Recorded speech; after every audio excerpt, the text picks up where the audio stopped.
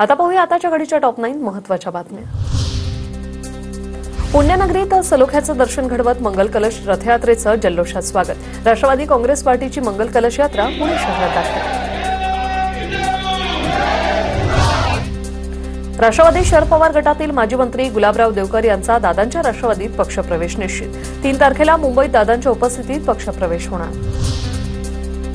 माजी केंद्रीय मंत्री रावसाहेब दानवे यांच्या कारला दुचाकीची धडक। लोणावळ्यातील जयचंद चौकाजवळील ही घटना। अपघातानंतर मोटरसायकल चालकाची दानवेंसोबत हुज्जत। सोन्याच्या दरात झळाळी, तर सोन्याचा दर 99,498 रुपयांवर, तर चांदी 1,09,40 रुपयांवर। गेल्या वर्षीच्या तुलनेत सोनं 23,000 रुपयांनी महागलं।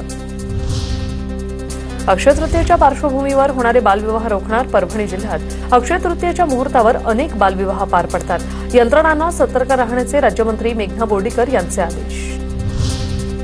नागपूर जिल्ह्यात अक्षय तृतीयेच्या पूर्वसंध्येला 2 बालविवाह रोखले। जिल्हा बाल संरक्षण पथकाची ही कारवाई।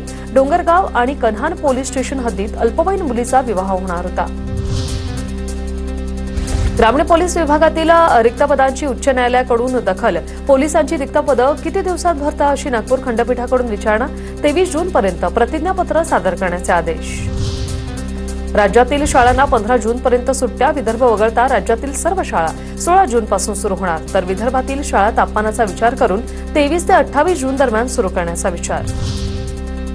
मध्य रेल्वेच्या हद्दीतील खासदारांची मध्य रेल्वेच्या व्यवस्थापकीय संचालकांसोबत आज बैठक। सीएसएमटी मुख्यालयात सकाळी 11 वाजता या बैठकीचं आयोजन।